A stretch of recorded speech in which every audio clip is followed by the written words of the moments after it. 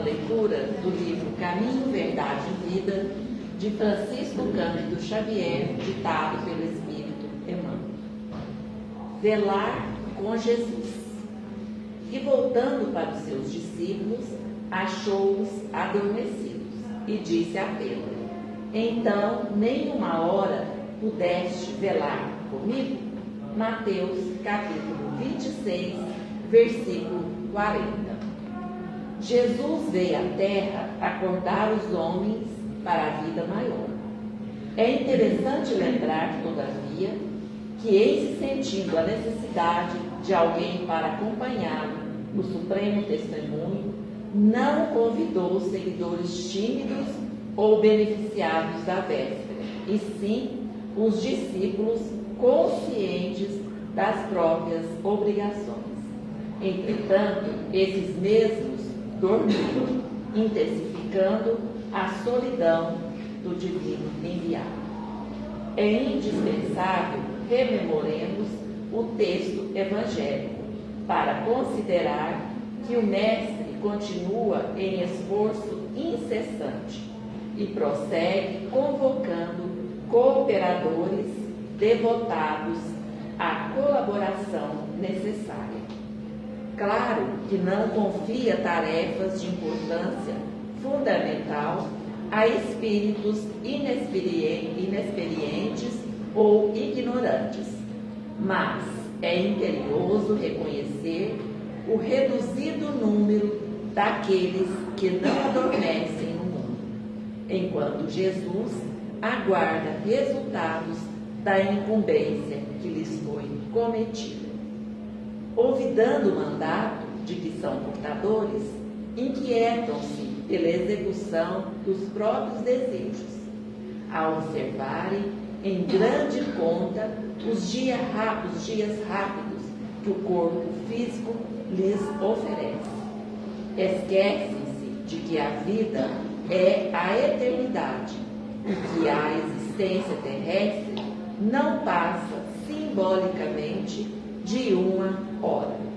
Em vista disso, ao despertarem na realidade espiritual, os obreiros distraídos choram sob o látego da consciência e anseiam pelo reencontro da paz do Salvador. Mas ecoam-lhes ao ouvido as palavras endereçadas a Pedro. Então, nem por uma hora pudestes velar comigo? É, em verdade, se ainda não podemos permanecer com Cristo ao menos uma hora, como pretendermos a divina união para a eternidade?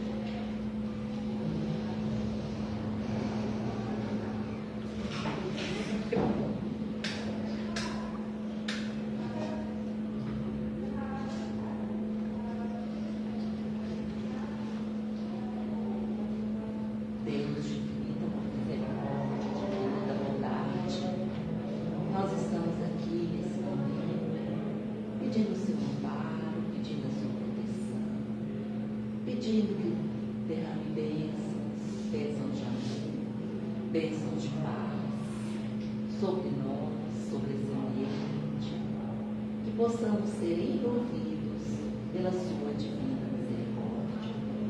Queremos também pedir a Jesus que esteja sempre conosco, em todos os momentos difíceis, naqueles em que a gente às vezes fica cambaleando, não consegue seguir em frente, que Ele possa sempre nos estender a mão para nos guiar na nossa caminhada. Queremos nesse momento sentir a presença de Jesus, dos mentores espirituais, dos benfeitores espirituais, que eles possam estar conosco nessa noite, nos amparando, nos iluminando, que eles possam incluir a nossa palestrante, dilatar o nosso entendimento para que possamos compreender a sua mensagem. E contando sempre com o amparo da espiritualidade maior, com o amparo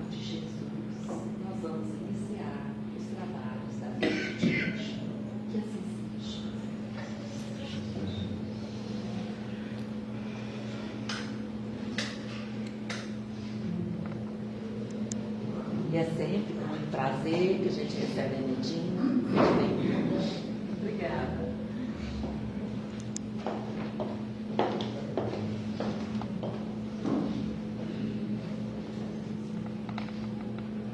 Então, boa noite a todos.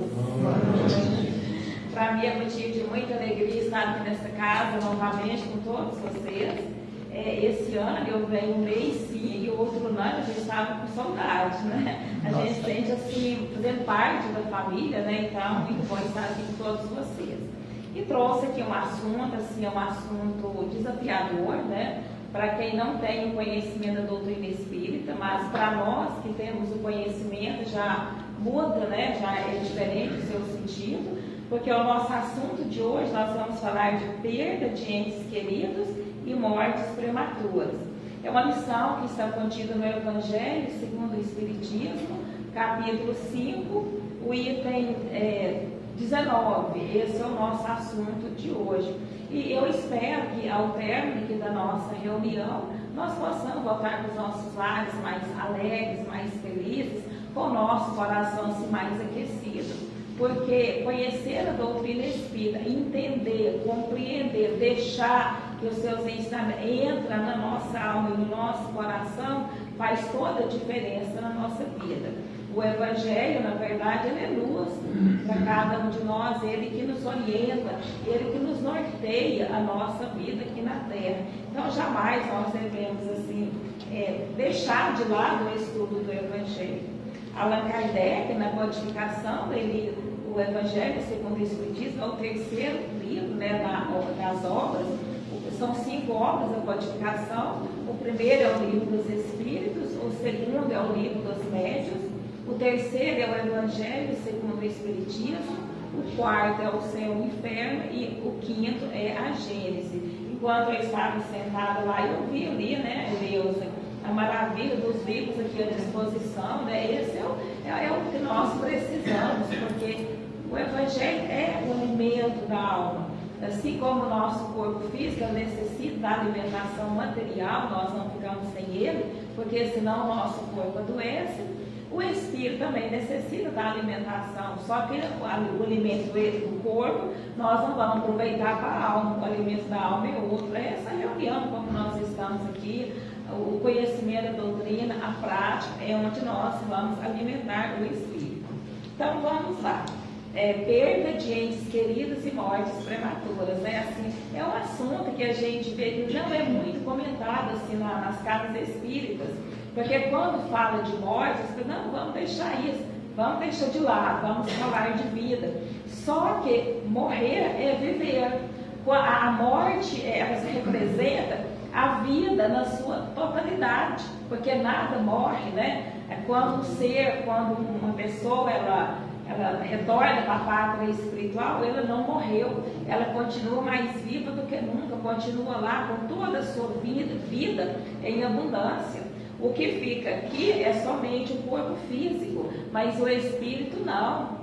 O espírito, ele retorna para a pátria espiritual do jeito que ele estava aqui, com os seus sentimentos, com as suas afeições, com as suas virtudes desenvolvidas e com as suas mazelas a serem corrigidas também. Porque nós sabemos que a morte, ela não opera nenhum milagre, não é o fato da pessoa ter morrido, né, desencarnado, é que ela modificou, que ela veio nos ajudar, que ela virou um anjo. Não é assim. A morte é como se nós dormíssemos. Quando a gente dorme, no outro dia nós acordamos. E a morte a gente não acorda mais. É o não acordar mais. E isso é a morte.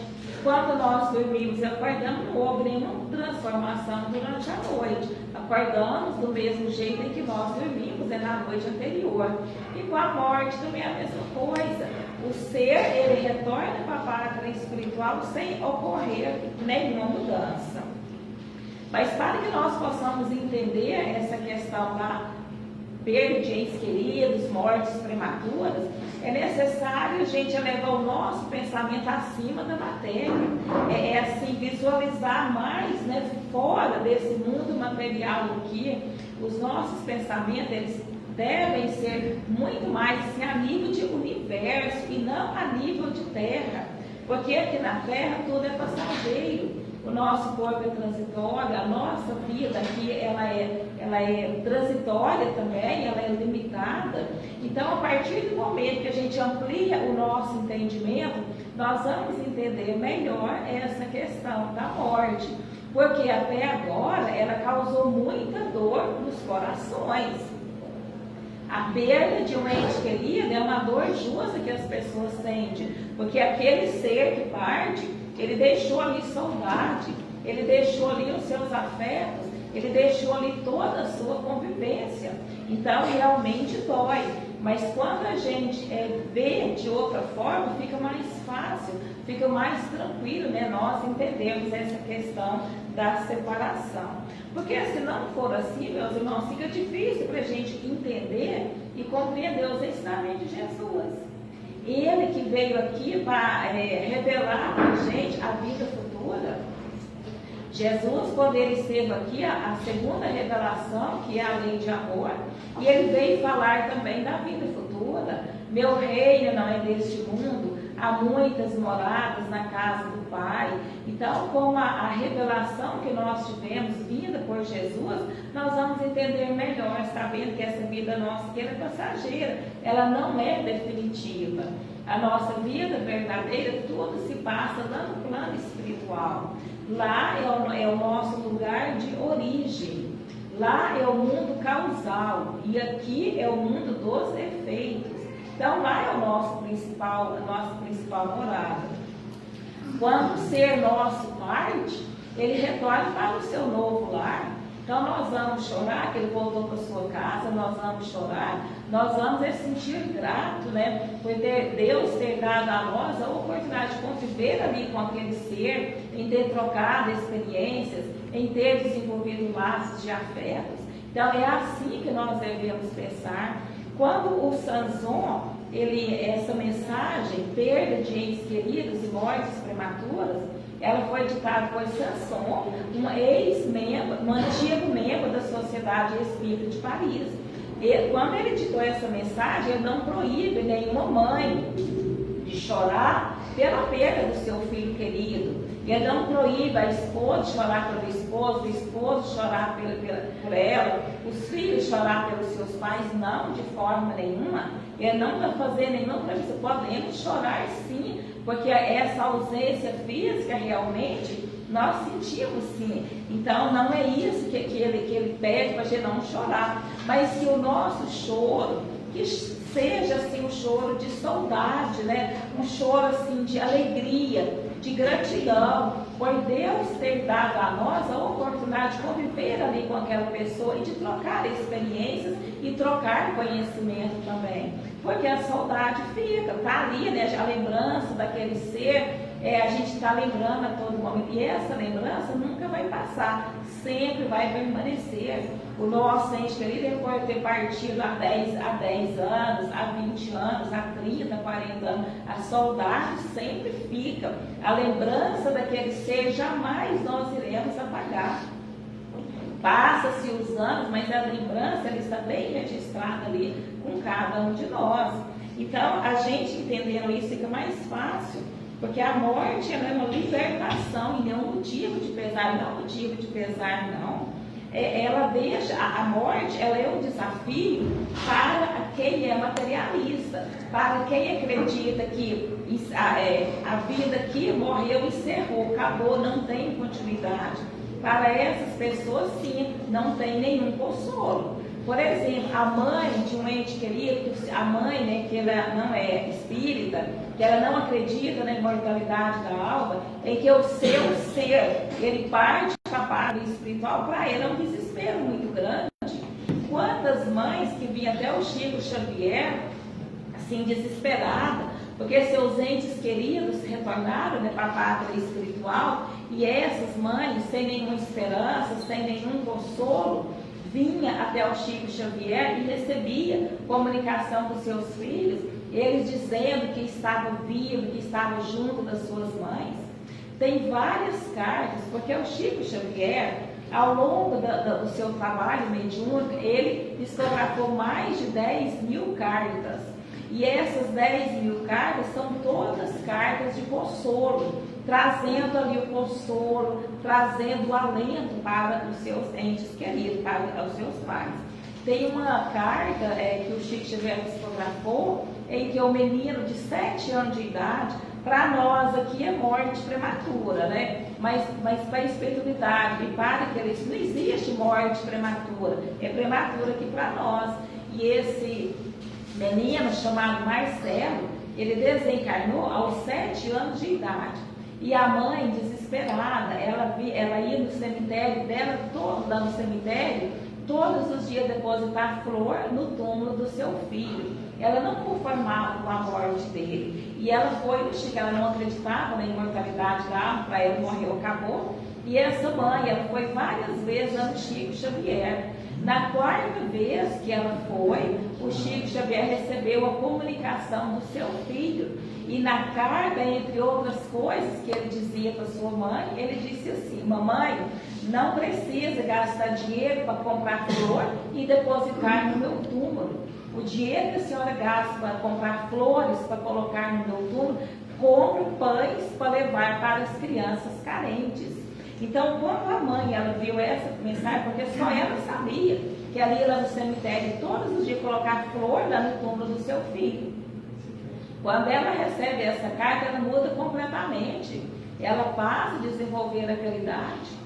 A mãe do Cazuza, que nós conhecemos, a mãe do Cazuza também, quando o Cazuza faleceu, a mãe dele veio várias vezes lá no Chico Xavier, ela veio lá de São Paulo para receber carta do seu filho, e ele comunicou várias vezes através do Chico Xavier quantas casas de instituição de caridade que a mãe do Cazuza fundou lá em São Paulo, principalmente casas de caridade para abrigar os portadores do vírus da AIDS, do vírus HIV.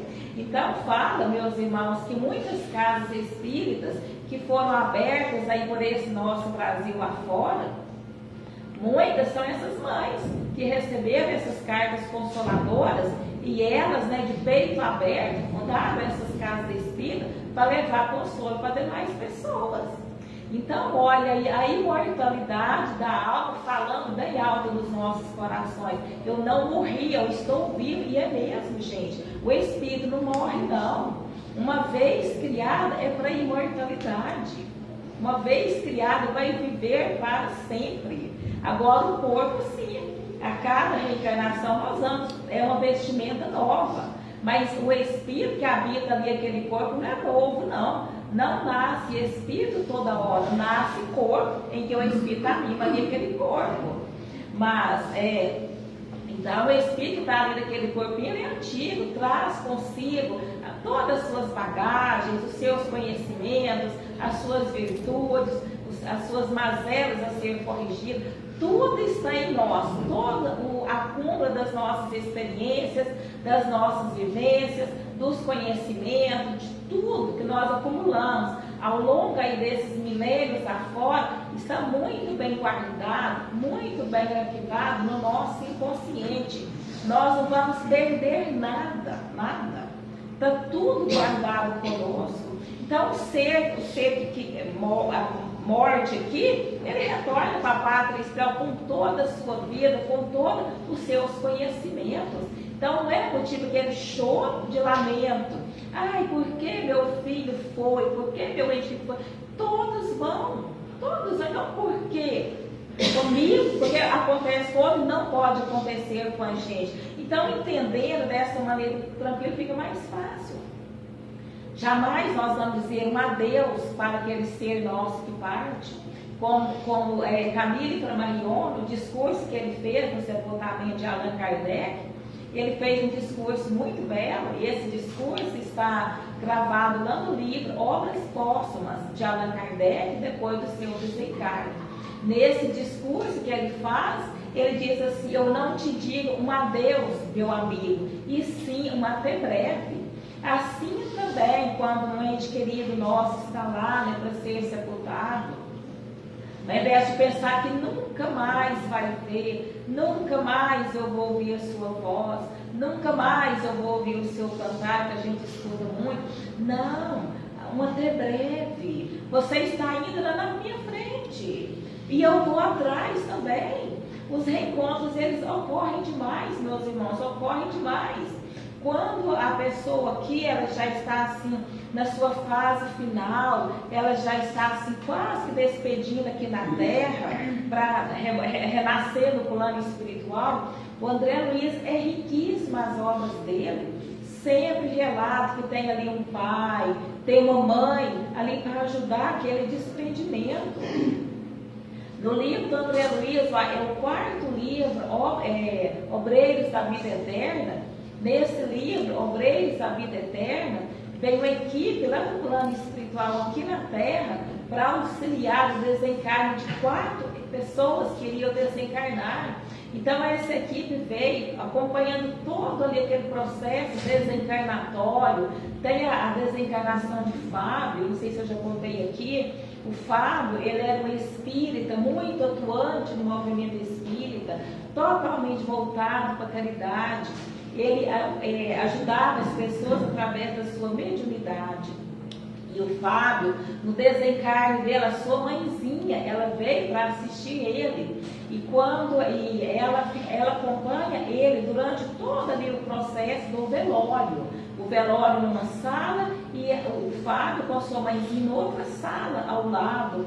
Então ela acompanha o tempo todo. E na hora do sepultamento, quando vai levar lá para o cemitério para ser sepultado aquele corpo, ela chama o Fábio até onde o corpo dele estava sendo velado e fala assim: agradece, meu filho, o corpo que serviu de instrumento para você, porque foi através dele que você praticou a caridade.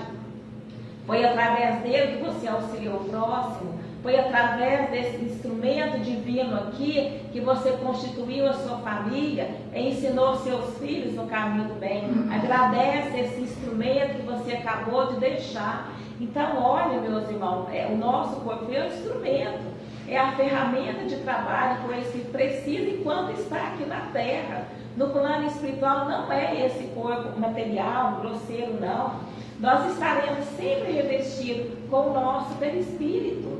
Então, com a morte, nós deixamos esse corpo mais grosseiro, que é o corpo físico, e retornamos para a pátria espiritual com a segunda roupagem, que é o nosso perispírito. Lá nós vamos continuar as nossas tarefas, dar prosseguimento aos nossos estudos. A vida lá, ela é intensa. Se a pessoa, eu vou morrer para descansar, e lendo engano, não há descanso não, de forma nenhuma. E quanto mais é avançado o ser, quanto mais evoluído o espírito, mais ele quer trabalhar, mais ele quer diminuir o sofrimento mais dele. Tem uma questão do livro dos Espíritos, eu não me lembro qual é a pergunta, mas é depois das 700. Lá o Allan Kardec perguntou em que consiste a felicidade dos espíritos superiores. Será que a felicidade deles consiste em adquirir mais conhecimento? Assim? Não, eles responderam que a felicidade dos espíritos superiores consiste em fazer o bem e em diminuir o sofrimento da humanidade. Essa é a felicidade deles. Então lá o trabalho é intenso, não esse trabalho material, não esse trabalho que cansa o nosso corpo e cansa a nossa mente. O trabalho lá no plano espiritual é diferente, ele não produz cansaço de forma nenhuma, pelo contrário, ele produz alegria, porque a alegria, a felicidade em ajudar ali o ser, em reerguer ali aquele espírito, essa é a felicidade deles, né? Então a morte é isso, é simplesmente uma passagem. Porque quando nós estamos aqui, a gente vem com o tempo certo de retornar para a pátria espiritual. Muitos podem voltar antes da hora, na condição de suicida indireto ou inconsciente. O André Luiz mesmo, ele narra a condição dele. Ele chegou lá no plano espiritual na condição de suicida indireto. Quando ele estava no umbral, nos seus 8 anos que ele ficou lá no umbral, os espíritos, né, chamando ele suicida, ele correndo ali para fugir deles. E quando ele recebeu assistência no plano espiritual, no Colônia Nosso Lar, em que o médico foi avaliar ali as suas condições, disse assim: que pena que você voltou pela via do suicídio. E ele disse que ficou melindrado. Eu, suicídio? Eu que lutei por mais de 40 dias na casa de saúde, tentando uma recuperação da obstrução de 2 tumores malignos, como suicida. E aí o médico vai explicar cada órgão do seu corpo, os rins afetados pelas bebidas, ele bebia socialmente, mas pensa, beber socialmente, sexta, sábado, domingo, numa existência de 40, 50, 60 anos, os órgãos danificam, não é verdade? Ele bebia socialmente, ele era muito exigente com as pessoas, ele tratava mal as pessoas, ele era ríspido com as pessoas não falavam nada para ele, mas emitia vibração negativa e ele captava essas vibrações negativas. Foi onde surgiu ali o câncer. Então, André Luiz, ele chegou na condição de suicida indireta. E quando ele vai comentar com Ulisses, que o médico, né, tinha dito para ele que ele tinha chegado na condição de suicídio, Ulisses falou assim: não, fica tranquilo, André, porque o Ulisses, que era o enfermeiro que foi dar assistência ao André Luiz, na aula, no departamento lá no hospital que ele era encarregado, ele contou para o André Luiz que ele cuidava de 80 pacientes, e dos 80 pacientes que o Ulisses cuidava lá, 60 deles tinha chegado nas mesmas condições do André Luiz, na condição de suicida indireto. Dos 80, 60. E desses 60, alguns em condições mais graves do que o próprio André Luiz. Porque quando nós gastamos a nossa energia, o nosso fluido vital para os vícios, para tudo que é desregramento, é mais grave quando a pessoa retorna para a pátria espiritual. Então, Ulisses foi acalentar o André Luiz. Dos 80 que ele cuidava, 60 tinha chegado à condição de suicida indireta. Então, quando eu disse que a nossa vida, que a gente tem com tempo determinado para permanecer aqui, nós podemos antecipar a nossa volta ou podemos prolongar também, que são as moratórias, né? Só que as moratórias são menos do que a antecipação. Acontece mais antecipação do que a moratória, viu, gente? A moratória tem que estar assim, muito bem engajado aqui no cumprimento nosso, né? A gente merecer mais um pouquinho de ano aqui, tá? Então vamos lá para a lição. Mas antes, que a gente possa entender direitinho, porque há muita, assim, não é má informação, a falta de informação. Porque, infelizmente, nós ainda vivemos no meio onde tem muitas pessoas com ideias materialistas. E você acredita na vida após a morte? Que é isso? Eu não acredito de jeito nenhum. As pessoas falam desse jeito. Então, tem muitas pessoas incrédulas, pessoas ateias mesmo, que não acreditam na imortalidade da alma. Então, quanto melhor a gente entender, mais fácil, né? E nós podemos bem propagar essas ideias espiritualistas para as pessoas. No trabalho, né? Onde nós estivermos, se surgir um assunto que a gente comenta também, fala, né? O meu esposo, ele trabalhou numa empresa por 43 anos seguidos. Ele entrou nela e ficou 43 anos. E lá nessa empresa tinha um porteiro, né, que ficava lá totalmente materialista, mas não acreditava em Deus de forma nenhuma e nem na vida imortal. E ele ficava assim sempre provocando o meu esposo, essa questão da imortalidade da alma, da reencarnação. E meu esposo sempre, né, que seja cuidado, esclarecia. Essa pessoa, ela desencarnou, já tem uns 15 anos que ela desencarnou. E passado algum tempo, na nossa reunião mediúnica do Grupo Espírita Irmã Sheila, ela comunicou, agradecendo pelas informações, porque ele falava, ele não com o intuito assim, de entender mais uma provocação, mas aquilo ali foi entrando na sua cabeça e ajudou o despertar dela no plano espiritual. Então nós também podemos ser úteis conversando com as pessoas. É claro que não é impondo de forma nenhuma. Jamais nós vamos assim, converter alguém com a imposição, e sim com o nosso ponto de vista, com o nosso modo de proceder, com o nosso comportamento, é que as pessoas vão interessar pelo conhecimento da doutrina espírita. Então, na questão 85 de O Livro dos Espíritos, Allan Kardec perguntou assim: qual dos dois, o mundo espírita ou o mundo corpóreo, é o principal na ordem das coisas? Qual será que é o principal? Esse aqui ou o outro que nós não vemos, que é o plano espiritual? A resposta: o mundo espírita, que preexiste e sobrevive a tudo. Então lá, meus irmãos, é a nossa verdadeira vida, é a nossa verdadeira morada. Quando o ser parte, Quando o ser retorna, papai fala isso para ele, ganhou a sua libertação. Porque aqui, na verdade, nós estamos presos.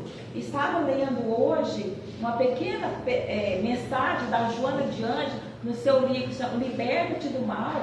E lá nessa lição ela fala que quando nós vamos reencarnar é uma morte. Porque o nosso corpo físico, ele abafa as nossas percepções, ele limita as nossas faculdades. Então, ele assim sufoca realmente o espírito. O nosso corpo físico, ele oferece condições para o espírito manifestar somente através dos 5 sentidos e pronto. Mas o espírito não tem só esses 5 sentidos, essas 5 faculdades, tem muito mais. Nós aqui sem essa matéria. Então, morte é aqui. E libertação é aquele ser que retorna. É igual o preso. O preso, ele foi condenado, né, está lá na cadeia, ele cumpriu ali a sua pena de 15, 20, 30 anos. E quando ele sair de lá, ele está liberto. Assim também. Quando chegar o nosso momento, encerrar o nosso momento aqui, nós vamos retornar para a nossa verdadeira vida. Aqui é uma escola, onde nós estamos aprendendo aqui. O aluno fica o tempo todo na escola. Ele vai lá, ele fica 4 horas, 5 horas, depois ele volta para o celular. Assim também somos nós. Nós estamos aqui nessa escola para aprender e depois retornar para o nosso verdadeiro lar. E isso é a morte, que é vida, né? Que é libertação. Então, vamos lá para a lição, senão meu tempo encerra que sempre na lição. Sansão, ele fala assim: quando a morte ceifa nas vossas famílias, arrebatando sem restrições os mais moços antes dos velhos, costumai dizer: Deus não é justo, pois sacrifica um que está forte e tem um grande futuro pela frente, e conserva os que já viveram longos anos, cheios de decepções, pois leva os que são úteis e deixa os que para nada mais servem, pois despedaça o coração de uma mãe, privando da inocente criatura que era toda a sua alegria. Então ele fala, né, que quando numa família parte uma criança e fica ali, que já viveu muitos anos, uma pessoa idosa, uma pessoa já velha que fica ali, as pessoas falam: ah, mas Deus não é justo. Por que não levou aquele que já teve uma vida longa de sofrimento, passou por tanto padecimento, levou logo aquele ali, que tem um longo futuro pela frente. Gente, olha só o que a gente fala. Nós não conhecemos esse ser que parece ter um longo futuro pela frente. Nós não conhecemos sua programação reencarnatória. Quem sabe seria um futuro de sofrimento, um futuro de aventuras, um futuro de desdito? Nós não conhecemos. Então, a doutrina nos esclarece que aquele ser que foi, ele encerrou o seu ciclo aqui. Ele viveu aqui o tempo que ele precisava permanecer aqui. E aquele que continua aqui é que ele não encerrou ainda o seu período. Ele não encerrou. E nós vamos desejar que ele vai antes da hora para chegar lá na condição de suicida, não é verdade? Então, olhem o nosso pensamento, que é completamente errôneo. Porque as mortes, meus irmãos, cada uma tem ali o seu motivo. Essas mortes para nós é prematura, mas para o espírito não é. Porque tem aqueles que vêm para completar, né, o tempo que for faltando da existência anterior. Por exemplo, a pessoa que tira a sua vida, né, que comete suicídio. Se ela tinha que viver aqui na Terra 80 anos, ela suicida com 60. Ou se ela tinha que viver 60 anos, ela suicida aos 40. Se ela tinha que viver 30, ela suicida com uns 20 anos. Então, esse período que faltou para completar a sua existência, ela retorna. Por isso, essas encarnações breves, essas encarnações passageiras. É claro que não são todas os desencarnes na infância, na juventude, na adolescência, que categoriza que foi um suicídio, de forma nenhuma. Tem aqueles que vêm também, aqueles espíritos mais esclarecidos, que vêm para despertar o coração dos pais, né? Então, tudo obedece à lei de causa e efeito. Quando nós costumamos dizer uma frase: não cai um fio da nossa cabeça, não cai um fio de cabelo da nossa cabeça sem que Deus não veja. As pessoas gostam muito de dizer essa frase, não é? Não é que Deus vai ficar lá observando quantos fios vai cair na cabeça de cada um, não é isso não. É porque Deus, Ele tem as suas leis físicas, as suas leis químicas, as suas leis biológicas, que encarregam de tudo isso. E existe uma lei, que é a lei de causa e efeito. E essa lei de causa e efeito, todos nós estamos inseridos nessa lei de causa e efeito. Então, muitas dessas desencarnações, que para nós o prematuro mais tarde conhecido não é justamente o complemento que ficou faltando na reencarnação anterior. Ou então, né, aquela pessoa que reencarna, ela assim, a espiritualidade vê que ela pode cometer desatinos aí pela frente, ela é levada antes para privar ela de mais aborrecimentos. Ou quando a pessoa está muito doente também, assim, que tudo na nossa vida tem um porquê, as doenças têm um porquê também. Às vezes aquele ser, né, ele estava doente, ele retorna para a pátria espiritual. Ai, por que ele foi? Porque se ele ficasse, ele iria dar trabalho para as pessoas também. E a sua permanência não teria nenhum proveito mais. Então tudo tem um motivo, tudo tem uma finalidade. Mas é necessário a gente entender, para que não gera revolta no nosso coração, não gera assim ingratidão, né? E aí ele fala assim, humanos, é nesse ponto que precisais elevar-vos acima do terra a terra, para compreender que o bem, muitas vezes, está onde julgais ver o mal, a sábia previdência, onde pensais divisar a seca fatalidade do destino. Para nós é uma fatalidade, como ser parte, principalmente na infância, na adolescência, é uma fatalidade, mas não é fatalidade.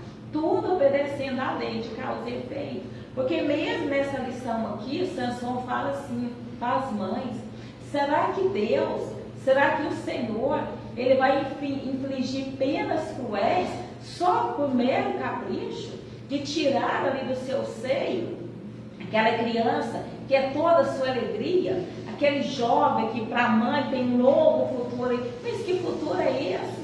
Futuro das felicidades ilusórias aqui da terra, né? Que é tudo passageiro. Então Deus ele vai infligir sofrimento à mamãe por mero capricho, não. Está tudo dentro da sua lei, que é a lei de causa e efeito. Então, entendendo assim, fica mais tranquilo. Ele fala assim, por que, a vez de avaliar a justiça divina pela vossa, podeis supor que o Senhor dos mundos se aplique por mero capricho a vos infligir penas cruéis, que eu já vim falar? Nada se faz sem um fim inteligente, e seja o que for que aconteça, tudo tem a sua razão de ser. Então, tudo tem a sua razão de ser, gente, tudo aqui na nossa vida. Aquilo que a gente não buscou com as nossas próprias mãos, que é o suicídio está fora da organização divina. Mas as outras coisas, está tudo obedecendo à lei de causa e efeito. Porque a nossa existência de agora, a nossa reencarnação de agora, ela está linkada, ela está atrelada com o nosso passado. No livro do André Luiz, Entre a Terra e o Céu, lá o André Luiz conta pra gente o desencarne de um menino de 8 anos de idade. Ele foi afogado, Júlio. Alguém aqui já leu o livro Entre a Terra e o Céu, do André Luiz? Já leu? Pois é, lá conta a história de Júlio. O Júlio era filho do Amaro e a sua segunda esposa, Zulmira. O Amaro era casado com a primeira esposa chamada Odila. E essa Odila desencarnou e deixou o Júlio bem pequenininho. E o Amaro casou pela segunda vez com a Zulmira. E a ligação do Amaro com esse Júlio era tão grande. O pai e a menina era tudo para ele. E a Zulmira tinha um certo ciúme. Ela tinha ciúme do menino como com seu esposo. E ela assim pensava, queria assim, buscar um meio de tirar aquele menino ali da vida entre os dois, né? E um dia eles foram para a praia. E ela assim pensando que ele podia muito bem morrer afogado lá no mar. Mas ela não fez nada para provocar esse afogamento, não. E eles lá na praia, o Amaro, a Zulmira, a sua filha mais velha chamada Evelina, Eles lá na praia, de repente, um descuido, esse menino foi lá para o mar e morreu afogado. Aí veio a explicação, esse Júlio morreu afogado, ele ia morrer mesmo por afogamento, porque na reencarnação anterior, umas complicações lá de conflito conjugal, ele tentou suicídio por 3 vezes. Primeiro ele tentou afogamento, ele não conseguiu, ele foi salvo. Tentou envenenamento, ele também não. A primeira tentativa foi por enforcamento, alguém salvou ele. Depois, por envenenamento, ele foi salvo. E depois, ele mesmo jogou no rio, na reencarnação anterior. Então, devido a esse abuso dele, da vida anterior, ele ia reencarnar mesmo. Ele ia desencarnar por afogamento mesmo, né? Então, olha, no passado ele suicidou. E na reencarnação seguinte ele morreu afogado. Tem outra história também que Maria Dolores conta de uma menina de 8 anos de idade, uma alma nova, um espírito muito evoluído, que comentou com a Maria Dolores que ele ia reencarnar por 3 vezes um tempo aqui para despertar um ente muito querido do seu coração. Era uma pessoa ateu, materialista, não acreditava em nada após a morte. E essa menina reencarnou e ela bem pequenininha, com seus 5 anos de idade, era aquele xodó do pai, papai para aqui, papai para ali. Quando ela saía com ele assim no mar, ela perguntava, papai, quem é que alimenta os pássaros? Papai, quem é que fez o sol? O sol parece uma vela iluminar aqui a terra. Papai, quem construiu a terra? Tudo assim chamando o pai, né, para despertar para a realidade de Deus, de Jesus. E aí, né, o pai ficava assim, louco por aquela menina, tamanho era o amor que ele sentia por ela, ela tinha 5 anos de idade. Papai, papai, eu te amo. Papai, sempre ela falava de Deus, falava de Jesus para o seu pai. Ela com 7 anos de idade, ela deu uma febre, eles pesquisaram o motivo daquela febre, foi diagnosticado leucemia. Dentro de uma semana, essa menina veio ao desencarne. E passados 2 meses, ela retorna para a pátria espiritual, ela procura Maria Dolores e pede Maria Dolores para vir lá na casa dos seus pais para ver como é que estava lá o ambiente. E assim Maria Dolores veio, chegando lá na casa dos seus pais, o pai não estava lá. Ela procurou saber onde o pai estava, né? O pai estava lá no cemitério, lá na Lourdes, onde ela foi sepultada. O pai chorando. E lá o pai chorando, Maria Dolores registrou o que o pai estava dizendo ali, naquele lamento, dizendo assim, filhinha, eu sei que a morte não existe, eu sei que você vive em outro lugar, tanto quanto você vive em meu ser, reza por mim, filhinha, eu sei que a morte não nos separa.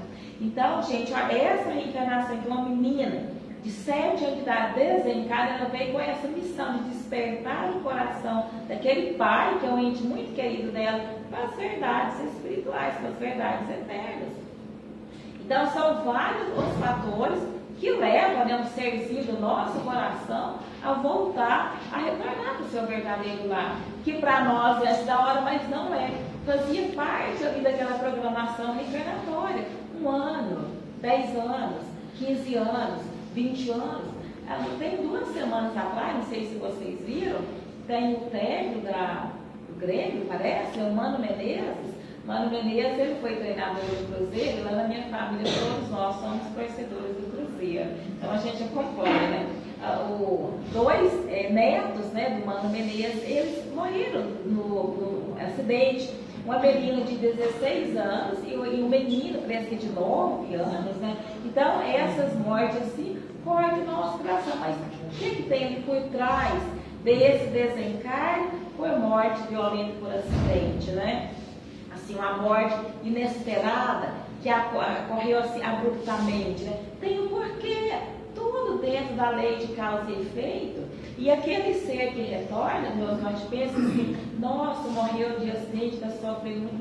Não. A espiritualidade jamais deixa quem quer que seja sem assistência. Aquele ser que morreu ali naquele estado ali, né, de violência através do acidente, ele é retirado antes da hora, ou então eles induzem ali ao sono, para não ver, para não presenciar todo ali aquele acontecimento.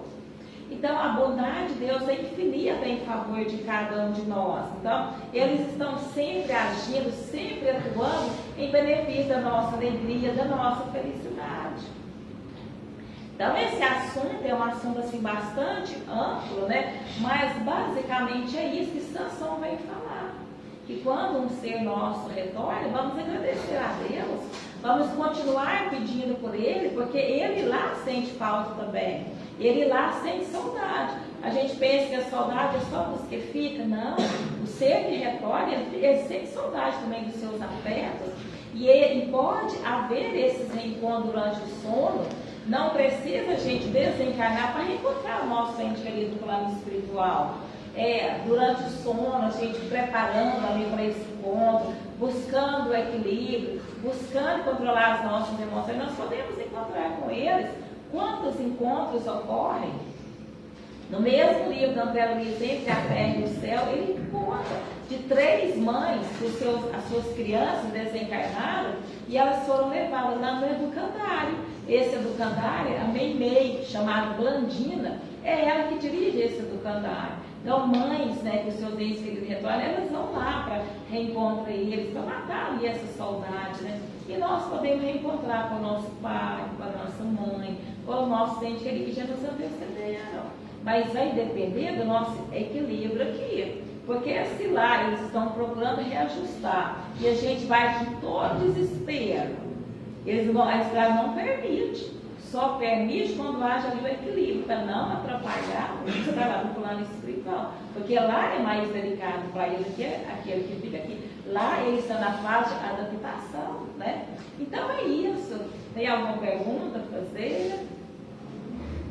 Ficou entendido?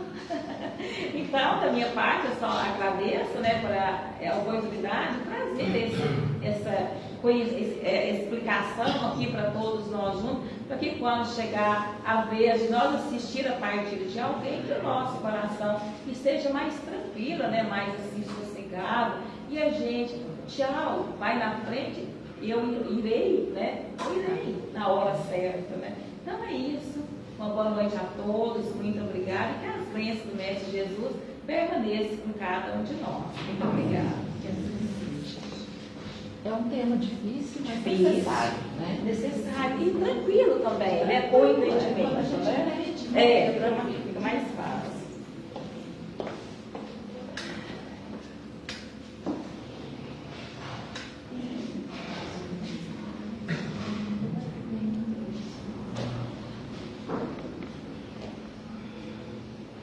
Então nós vamos agradecer a Jesus pelo dia de hoje. Agradecer pelas bênçãos que derrama sobre nós todos os dias. Agradecer por esse momento que estamos aqui na sua casa, sendo envolvidos pela sua paz, pela sua luz. Pedir a Ele que esteja sempre conosco.